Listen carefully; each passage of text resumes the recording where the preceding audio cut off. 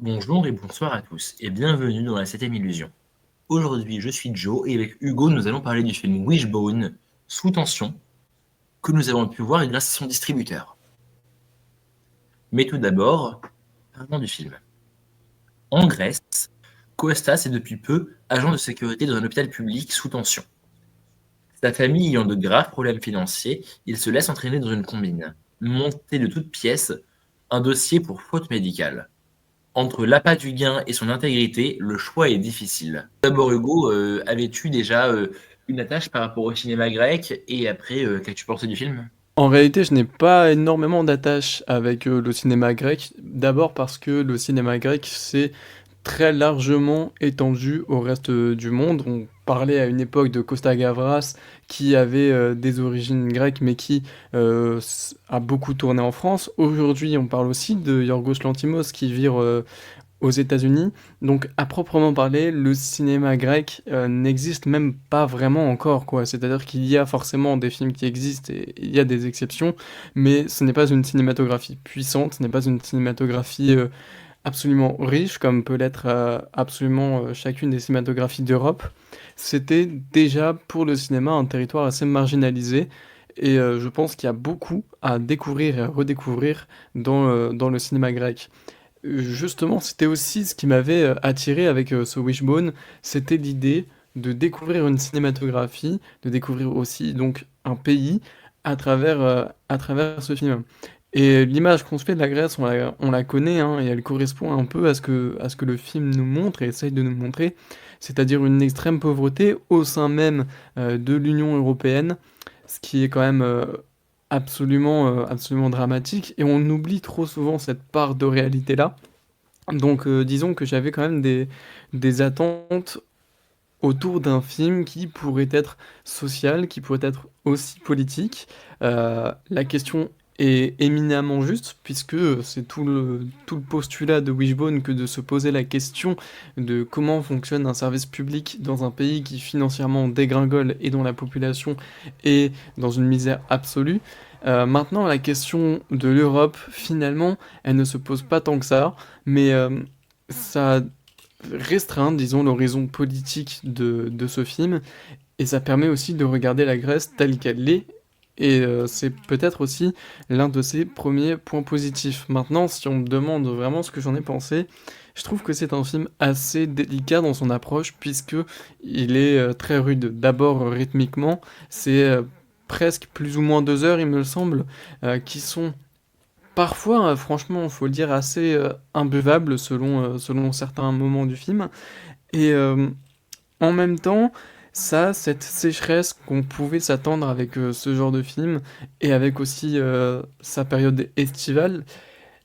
Donc c'est très particulier, c'est, je pense, une œuvre qui se découvre au cinéma, dans une salle et dans un contexte, ce que nous, on n'a pas forcément eu, du coup, vu que tu l'as dit, on l'a vu grâce au distributeur. Mais pour le coup, c'est quand même un film qui est foisonnant dans les réflexions qu'il apporte. Du coup, je vais te répondre parce qu'en fait, oui, le cinéma grec existe, hein. C'était même une option que j'avais faite à la fac en licence. Donc j'en connais beaucoup de réalisateurs dont j'apprécie ou non le travail. J'aime beaucoup Alexis Zavianos, j'aime beaucoup le travail aussi de Dimitris Panaïtotatos et d'autres films tels que La Photo, vraiment qui m'avaient marqué. C'est un cinéma qui est profondément marqué par la lecture des colonels, donc du Roland Licasseux avec des films propagande sur la plage, des films très estivaux, comme tu parles de période estivale. Je pense que ça a beaucoup marqué la Grèce, très stéréotypé. Également, et après, on sort de la dictature et du coup on fait des films justement sur la ville, sur l'essor, et notamment le sort des Grecs, bloqué du coup entre cette ville qui avance, sans eux justement, et on arrive dans un futur avec sous tension où il n'est plus question de ville, il est question d'Europe. L'Europe va tellement mal que justement, ces personnages ne sont que des corps inhabités qui sont profondément en train d'errer dans la ville tels des fantômes et qui ne réussissent plus. Ils sont plus persuadés, ils ne croient que certaines choses. On ne croit plus aux sentiments. On pense les ressentir, mais on n'en est jamais sûr. on pense pouvoir agir, mais sans jamais vouloir avoir une importance dans ce qui. Et c'est ça qui marque. Jusqu'au point où bah, le protagoniste va être retrouvé à potentiellement devoir trahir une vérité lorsque c'est un peuple qui ne croit plus en rien. Bah, effectivement, il y a dans Wishbone cette première question, en dehors de tout l'aspect qu'on pourrait rapidement qualifier de thriller, même si en réalité ce n'est pas tant le cas, mais toute cette parabole autour de ce dossier qu'il essaye de monter pour faire tomber l'institution, et au passage, ben, certaines de ces têtes richissimes qui, eux, ont l'argent, parce que il y a un côté Robin des Bois quand même là-dedans, je pense qu'on peut remettre la question à plus tard. Toi, tu parlais de la disparition des sentiments, et c'est justement quelque chose qui m'a sauté aux yeux tout de suite. C'est-à-dire que d'abord, c'est un film où effectivement les gens ne croient plus en rien, et à partir de là, bah, le sentiment disparaît en eux. C'est-à-dire qu'il y a toute une histoire de romance entre deux personnages, notamment le personnage principal, qui commence à se construire, et même eux finalement ne pensent pas à leur relation, ne s'imaginent pas dans leur relation, et toute la question au final du couple que pose Wishbone est pour moi finalement tout à fait intéressante, puisque c'est deux couples qui sont mis en parallèle, l'un qui s'éteint, se sépare et disparaît littéralement l'un de l'autre, tandis que l'autre, celui du personnage principal, est en mouvement inverse, c'est-à-dire que c'est un couple qui est en train de se construire, qui est en train de poser ses bases, et justement, ça a aussi une espèce de parabole métonymique de ce qu'est la Grèce aujourd'hui, puisque c'est aussi de grandes inégalités sociales, des gens très riches et des gens très pauvres. Euh, la façon dont tu m'as vendu finalement cette cinématographie grecque-là, elle me fait un peu penser là comme ça tout de suite à ce que peut faire par exemple le Brésil ou le Portugal fut un temps.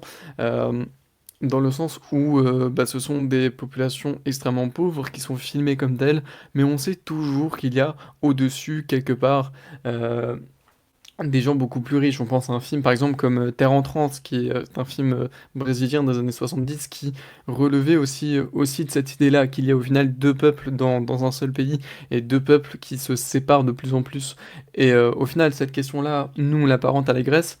Au final, c'est quelque chose d'un peu international, quoi. Des œuvres comme Eddington en parle aussi, justement, pour les États-Unis, qui est la première puissance au monde. Donc il y a cette espèce de disjointure grecque, mais pas spécifiquement grecque en fait, qui touche un peu tout le monde, euh, qui se retrouve dans cette métaphore du couple, qui essaye de se construire, qui essaye de ne pas se voiler la face non plus. Et je trouve ça totalement pertinent, dans la mesure où finalement il n'y a qu'un seul gagnant, il n'y a qu'un seul issue, c'est, sans trop spoiler, la misère qui l'emporte ou la mort. Je sais pas si on fera une partie spoiler, mais il y a quand même cette idée-là que dans tous les cas, ça va mal finir. Et c'était aussi un peu finalement le postulat d'un Eddington, par exemple, ou d'un Terre en transe, qui sont deux films qui, plus ou moins, amènent à penser une révolution. Je pense que c'est aussi un peu le cas de Wishbone, même si la question n'est jamais posée frontalement sur la table. Je pense qu'il y a quand même cette idée-là d'un instinct de révolte qui se construit dans la léthargie de son peuple qui se disjoint, quoi. Et je vais te rejoindre là-dessus, même si Terre entrante, je ne l'ai pas vu. Et le cinéma brésilien est une de mes lacunes. J'ai l'impression que dans ce troisième long métrage, Penny Anayatopoulos décide de répondre à Alexis Damianos et son Jusqu'au bateau, qui détruisait peu à peu le couple pour entrer dans une dynamique d'immigration où il fallait fuir la Grèce, tous les différents pans de la Grèce, qui passaient notamment par la destruction des classes, mais également des femmes qui étaient déconstruites peu à peu. Après, là, ici, l'image de la femme est peu présente. Ici, l'image masculine qu'on va tenter de déconstruire, ainsi que l'image humaine, dans une époque où on ne peut plus migrer, où la Grèce, post-crise économique, est trop pauvre pour cela et est trop condamnée pour cela. Dès le début, on fait des vannes sur des migrants ukrainiens qui rendraient la Grèce pauvre et qui vendraient de la merde à des gens. On voit le climat, on ne croit plus en rien, il n'y a plus de rêve. Ici, on est condamné à vivre dans un monde où même les codes nous sont retirés, où même quand quelqu'un d'aisé va venir à disparaître, il ramène avec lui tellement de dettes qu'il faut quand même attaquer l'hôpital et pouvoir justement vivre. À l'image de ces chats, si tu les retires trop de leur mère, la mère ne les reconnaît plus et ils sont voués à disparaître. Ici, j'en vois vraiment une métaphore assez intéressante, sachant que la fille déjà a perdu sa mère, la mère ne la reconnaît plus, et que cette famille reconstruite doit vivre dans un monde où elle est vouée à échouer. Bah, oui, du coup, il y a cette métaphore-là qui est assez évidente autour de la mère, qui est ici, en l'occurrence, la mère patrie, à savoir, l'entité grecque. Et c'est justement aussi le citoyen qui est vu comme une espèce de parasite. C'est ce petit chaton qui est égaré, à qui on va devoir remettre au pays. C'est une métaphore qui est assez évidente. Et justement, le film joue beaucoup de ces métaphores-là. On pense bien évidemment au chat, mais on pense aussi tout de suite au, à cette scène d'introduction, justement, que toi tu as cité, avec ce couple à moto qui fait des ronds, qui littéralement tourne en rond, pendant que d'autres rejettent tous les maux du pays sur les Ukrainiens et sur la drogue qu'ils vendent. Donc au final, il y a quand même chez cette réalisatrice une envie de cinéma et de vraiment raconter par l'image. Maintenant, elle insuffle aussi à son film une grande sécheresse. On l'a dit, c'est un film qui se déroule dans une période estivale, et en plus de ça, dans un hôpital pour les trois quarts du temps. C'est quelque chose donc d'assez clinique quand même dans son découpage. On sent la chaleur, on sent vraiment la moiteur aussi du lieu, en même temps que sa sécheresse et sa pauvreté énorme. Et justement, la façon dont il est question de filmer l'hôpital, elle est assez dérangeante parce que nous-mêmes, on l'a vu, un film comme L'intérêt d'Adam, qui est un film belge qui filmait aussi une grande part de l'hôpital, de la vie dans l'hôpital et de toute la circulation à l'intérieur, et ben c'est peu ou prou ce que fait Wishbone, mais avec des différences qui sont tout à fait notables. C'est-à-dire que là, par exemple, on suit un agent de sécurité qui travaille dans un hôpital. On voit tout de suite à sa tenue qu'on n'est pas dans la même économie que la Belgique en Grèce, dans le sens où il est souvent habillé mis en costume d'agent de sécurité, mis en vêtements civils, il est tout le temps entre deux, et en même temps, c'est quelque chose d'assez logique dans le sens où il passe la moitié de son temps à l'hôpital et l'autre moitié chez lui. Il a vraiment un boulot qui lui prend peut-être 12 heures de sa journée. C'est un agent de sécurité, ceux qui travaillent dans ce métier le savent. On passe beaucoup de temps sur son lieu de travail, donc il est vraiment cet entre-deux qui se voit aussi dans sa tenue et dans sa posture, puisque justement là où l'intérêt d'Adam montre qu'il y a un sentiment d'urgence dans l'hôpital, qu'il faut qu'on circule un peu partout et qu'on est toujours dans une espèce de dynamique d'urgence, et ben là c'est un film qui est proprement léthargique. Dans l'hôpital en Grèce, on ne se fait pas soigner, on n'est pas dans l'urgence, on attend. Et on attend quoi? Ben, en l'occurrence, on attend la mort parce que on n'a pas de médecin de garde, parce que tel ou tel jour les médecins ne sont pas là, parce que c'est fermé. Parce qu'on n'a pas les moyens aussi de soigner certaines personnes. Du coup, c'est un film qui voit l'hôpital comme un lieu d'attente. Le personnage principal, Costas, va fumer des cigarettes au fond d'un couloir avec d'autres médecins parce qu'ils n'ont plus que ça à faire, quand bien même ils ont énormément de travail qui les attendent. Les patients dans la salle d'attente, eux, justement, s'impatientent puisqu'ils attendent d'être soignés, mais faute de services et de moyens, ce n'est à l'heure actuelle pas possible, donc ils attendent. L'hôpital est un lieu de léthargie, l'hôpital est un lieu d'attente de la mort. Et ça, c'est une idée qui, au final, est intéressante dans ce que la réalisatrice nous dit, parce que c'est le cas, certes, dans l'hôpital, mais c'est aussi le cas ailleurs, en dehors, avec justement la belle-sœur du personnage principal, qui est aussi dans une espèce de forme de léthargie, dans une espèce de fuite aussi, vis-à-vis de on va dire, ses intérêts familiaux. Et elle aussi, c'est un personnage qui attend peut-être sa propre fin, peut-être sa propre mort, ou qui attend un réveil, une étincelle dans sa vie qui est du coup dans une forme de léthargie, à se demander qu'est-ce qui va se passer plus tard, qu'est-ce qui va arriver dans l'avenir. Et c'est toute cette question-là qui irrigue le film, à savoir est-ce que la Grèce a un avenir? Et la poser au travers l'hôpital, c'est déjà une bonne manière de condenser toutes les problématiques qu'a la Grèce aujourd'hui, d'un point de vue politique et social, et le faire à travers un personnage qui justement est typiquement coincé entre ces deux mondes, le monde étatique qui est condensé ici dans l'hôpital, et puis son monde personnel, sentimental, qui se situe en extérieur, mais finalement les deux finiront un moment ou l'autre par se rejoindre et former finalement un tout à cause d'événements que pour l'instant on va laisser secrets. Je vais pas directement le comparer à l'intérêt d'Adam, j'envoie un film aussi qu'on a vu ensemble, j'envoie Alpha du Cournot, parce que pour moi, l'hôpital que met en scène Penny n'est pas un lieu actif, on y dérive vers la mort et on n'y fait rien. À partir de là, pourquoi continuer d'y aller? Pourquoi vouloir continuer de croire à un miracle, continuer de croire à ce qu'on puisse être sauvé là-bas? Tout simplement parce que c'est un endroit où on y meurt gratuitement. C'est un endroit où on y meurt pour ne pas endetter sa famille, pour potentiellement leur apporter un peu d'argent. Donc à partir de là, pourquoi croire que les médecins existent?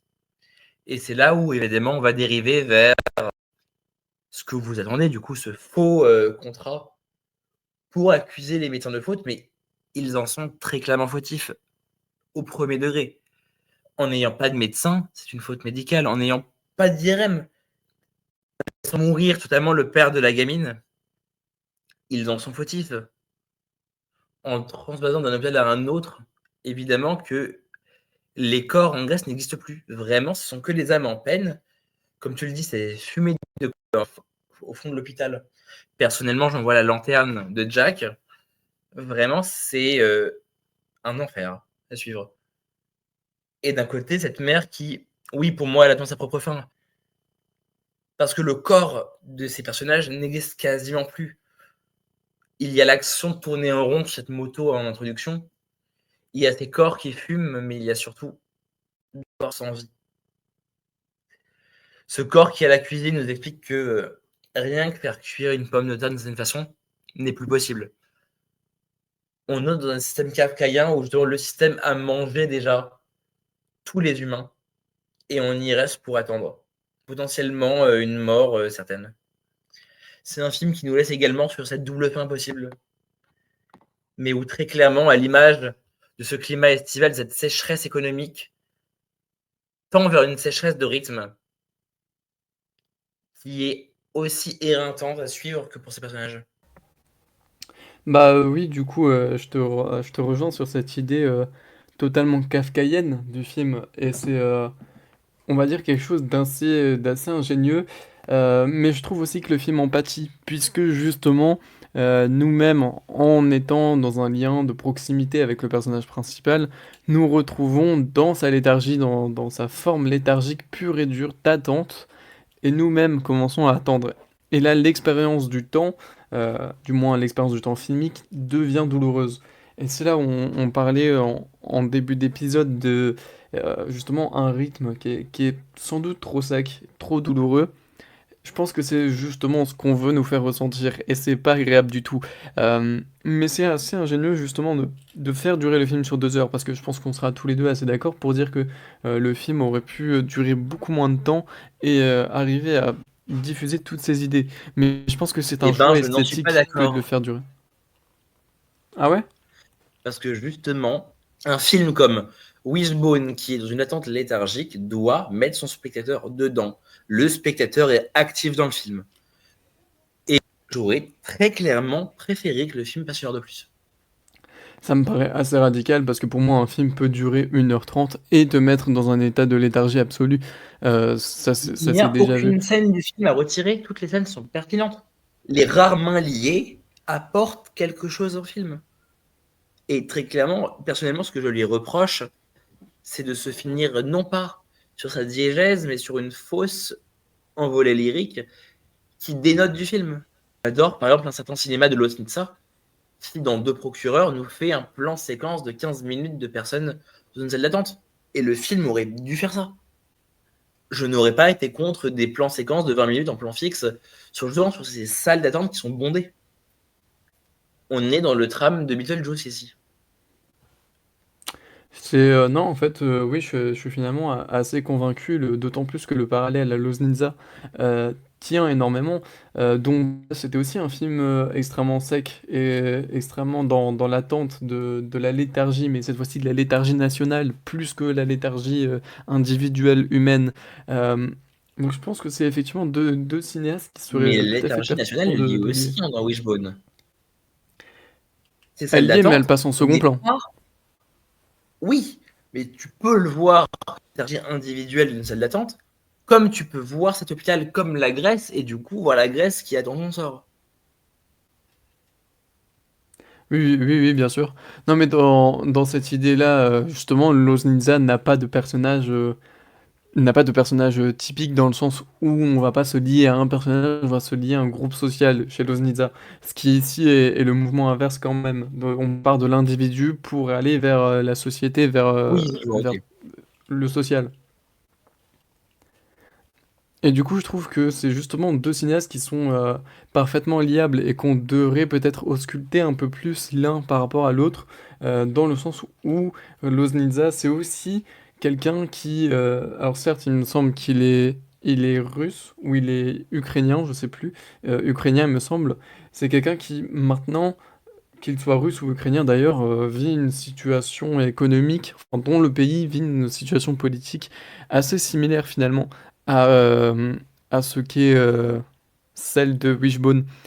Et là où le parallèle est peut-être plus pertinent à penser encore, c'est que l'un des deux est victime, l'un des deux pays, celui de Loznitsa, est victime de la guerre, là où celui de Penny ne l'est pas. Il est juste victime peut-être de guerres plus anciennes. Ça, c'est évident que la situation économique actuelle dépend d'anciens conflits.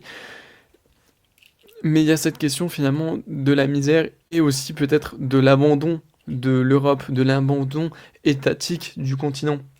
Ce qui n'est pas du tout le cas d'un pays comme l'Ukraine, où justement le lien avec le continent européen se renforce de plus en plus chaque année à mesure que la guerre progresse. Donc là encore, on est dans un espèce de disjoignement entre deux pays qui pourtant vivent la même situation, comme l'est un peu ces couples, comme on parlait en début d'épisode. Et c'est aussi un mouvement du coup de comparaison qui me paraît pertinent, même esthétiquement. Je trouve il y a des similarités dans cette sécheresse, dans la rudeur clinique que chacun met dans leur film. Mais justement, là où Loznitsa a parfois, notamment dans Deux procureurs, une envie un peu revancharde, une idée d'aller un peu provoquer l'ennemi, si on peut dire ça comme ça, euh, c'est pas du tout ce que fait Penny ici parce que c'est extrêmement compliqué de désigner un coupable à la situation que vit la Grèce. Du coup, comment avoir un esprit revanchard quand on ne sait pas contre qui se venger?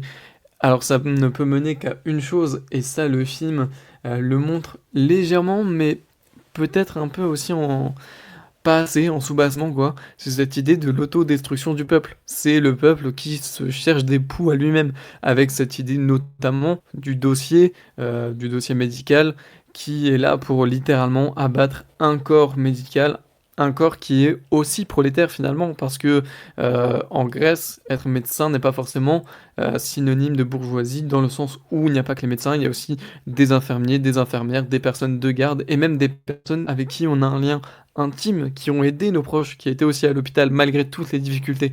Et c'est ces personnes-là que le système kafkaïen comme il est pousse à détruire. Et je trouve que c'est une notion de désagrégement qui est vraiment, vraiment pertinente et destructrice. Et peut-être que j'aurais aimé la voir un peu plus dans le métrage.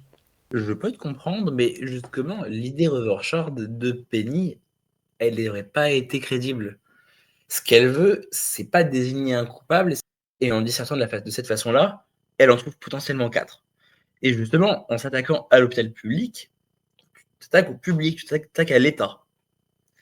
Et l'État semble potentiellement être le responsable. C'est lui qui met en place cet État-là. ce public-là et justement qu'il n'est pas en charge de pouvoir soigner ces malades. Après, il y a le corps médical en lui-même, qui en ne venant pas, en respectant des jours, potentiellement laisse la population encore plus mourir, voire se faire accuser, de meurtre.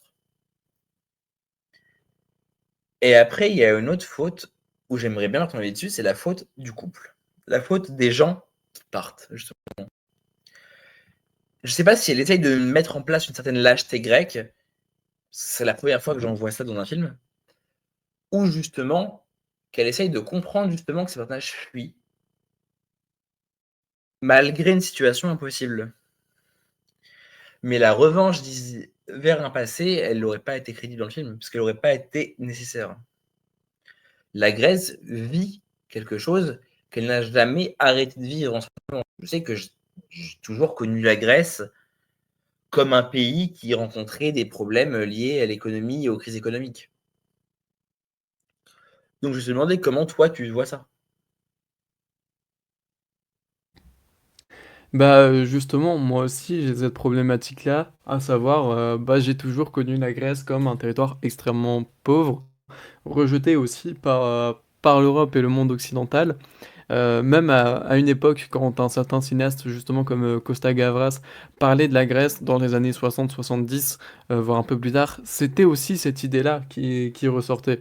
Donc, est-ce que la réalisatrice elle-même, qui est assez jeune, connaît son pays autrement que comme ça?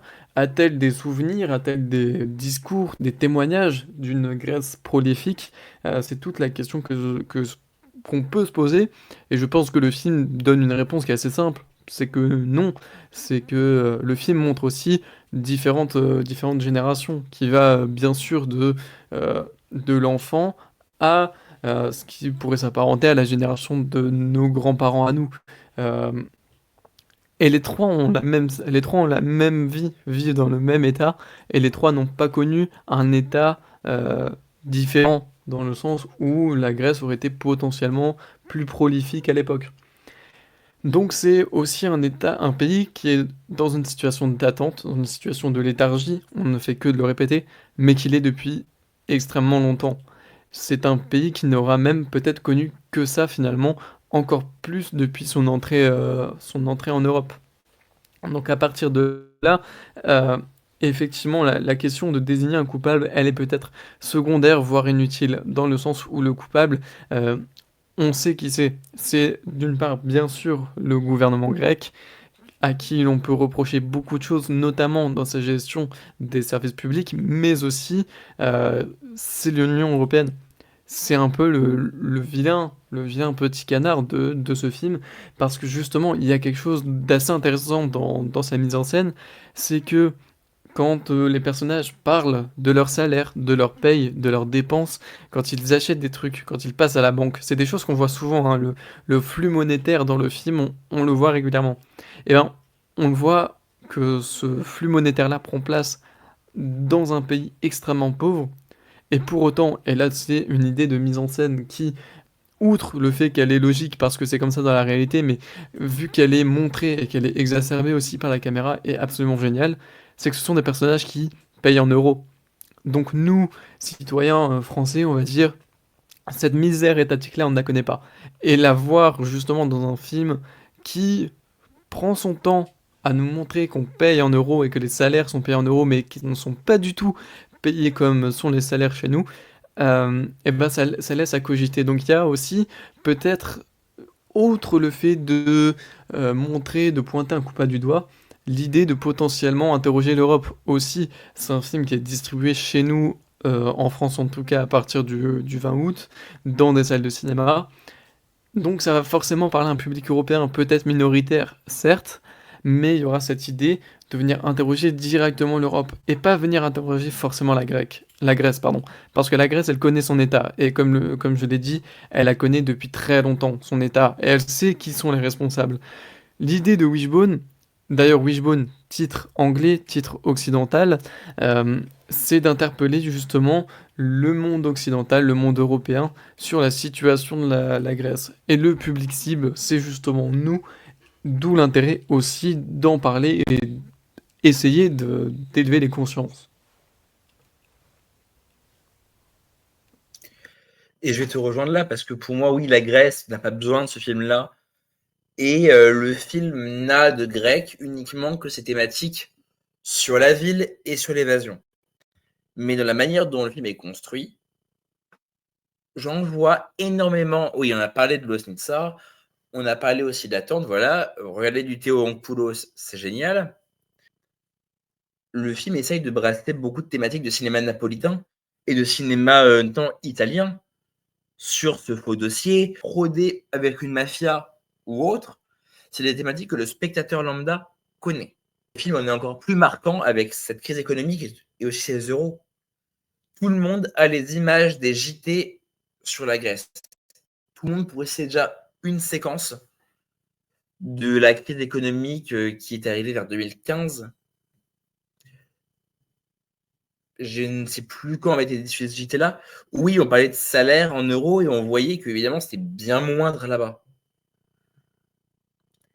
Et j'espère que le film sera bien reçu parce que le film est vraiment bon. C'est un cri d'alarme qui est nécessaire. Et justement, je rebondis sur ce que tu as dit, toi, par rapport au cinéma napolitain. Euh, Stefano Sollima, c'est aussi un autre cinéaste italien qui est dans cette sécheresse, dans cette question de l'ultime pauvreté au sein de l'Europe qu'on montre. Alors bien sûr, les parcours sont différents. On pense à Adagio, qui filmait justement cette idée de l'entrée dans la mafia et de toutes les ressortissants criminels qui en découlent de cette pauvreté européenne-là. Mais finalement, effectivement, que ce soit chez Solima ou chez Penny, il y a cette idée d'interpeller de manière internationale.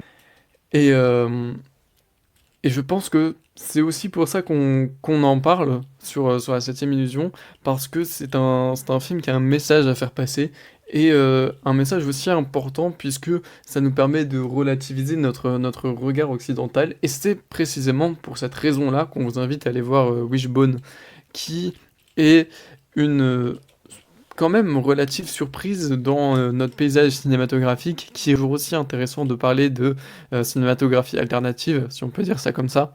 Et du coup, on est très heureux d'en avoir parlé avec vous. Et je vais te rejoindre. On est un média cinéma qui n'a jamais renié sa part politique. Et donc, on va remercier énormément Épicentre Film de nous avoir pu nous envoyer un lien presse pour le découvrir. On espère que vous le verrez parce que le film en vaut le détour. Allez voir du cinéma grec, allez voir du cinéma. Restez au courant de l'actualité du monde et on vous dit ciao. À la prochaine. Salut, salut!